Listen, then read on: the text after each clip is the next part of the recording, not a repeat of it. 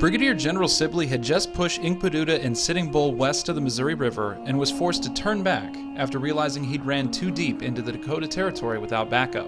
General Sully was to meet him by ascending the Missouri River, but he'd never arrived. Because of the drought that year, Sully was delayed by a low river tide. When he'd finally arrived at the site of present-day Bismarck, Sibley had already marched east. Armed with long-range rifles, Sully's men were at more of an advantage than Sibley on the plains. According to Sully, the Siouan warriors were free to press eastward and replenish their supplies plundered and lost by Sibley's attacks by hunting buffalo herds. Sully had found the remains of buffalo hunts and decided to pursue them in today's southeastern North Dakota. Sibley had marched back into Minnesota, ending his military career. Before the war, Sibley was a successful businessman and fur trader for the American Fur Company. He worked his way up to partner and relocated their headquarters to the confluence of the Minnesota and Mississippi rivers, the birthplace of the Twin Cities. He built the first stone house in Minnesota across the river from Fort Snelling, which is a historic site that can still be visited today. He married and had a daughter with the daughter of a Dakota chief, Red Blanket.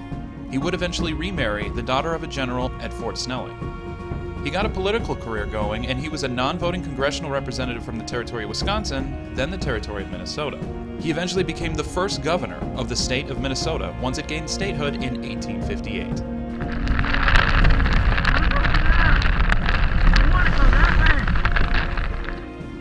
During the Civil War, he fought in the Dakota War against Little Crow and won several battles while leading simply trained soldiers, ragtag equipment that had been left behind while the rest was shipped south to fight the Confederacy.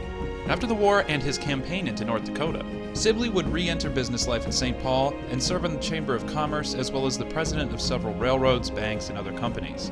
He joined and became president of the Minnesota Historical Society, and he would become a writer with published works and memoirs. He died in 1891, just as the Siouan Wars came to a close a few months earlier with the massacre at Wounded Knee and the death of Sitting Bull. If you go up I-35E from the I-94 junction, you can find him buried at the Oakland Cemetery in St. Paul. Sibley had retreated back into Minnesota as Sully had found the remains of buffalo hunts and followed them into the southeastern corner of what is now North Dakota. He ordered in advance to meet with what ended up being an encampment of 2,000 to 4,000 peaceful Sioux who flew a white flag of truce made out of a flour sack.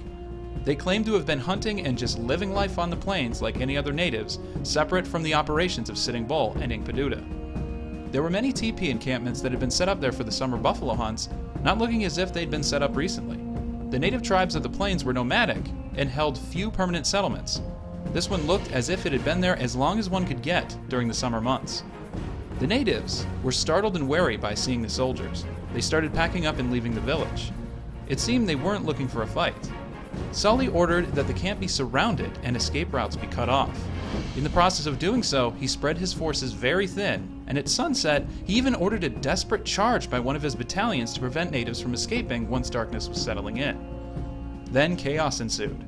In the darkness, natives felt threatened and began to fight back. Sully's soldiers were spread thin and disconnected from central leadership. The natives attacked and pillaged the soldiers, who were outnumbered by a few thousand.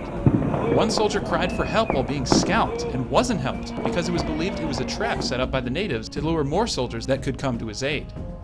By morning, the camps were empty aside from the dead and several lost native women and children. Sully sent out soldiers to find the escaped Siouan hunters, but little were found. While looking, many were even attacked and killed while being chased back to camp. Sully's extremely poor conduct led one half-blood interpreter witness to call the event a perfect massacre. There were, however, significant civilian casualties as much of the natives escaped in the night. Because Sully had suffered some 60 casualties, it is deemed a battle. The Battle of Whitestone Hill. Some even claim Sully botched the confrontation. Sully had fought in the Mexican-American War and married a Mexican who ended up dying years earlier. He then married a Yankton Sioux wife who had reminded him of her, possibly leading him to feel sympathetic to native autonomy. Sully returned to Fort Pierre, today's capital of South Dakota, and would continue campaigns against the Siouan Plains tribes into the future. From that point, native resistance began to die down in the eastern Dakota Territory. Attacks were less frequent, and Minnesotans moved into lands sold off in the former Sioux reservation.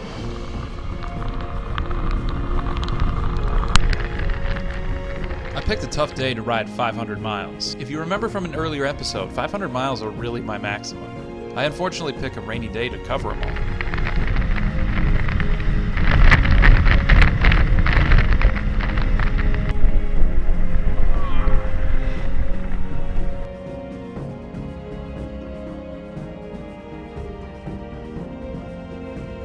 I have about 100 or so left before I hit Grand Forks, home to the University of North Dakota, or UND, where I spent my freshman year of college long ago around the time the oil boom was just beginning.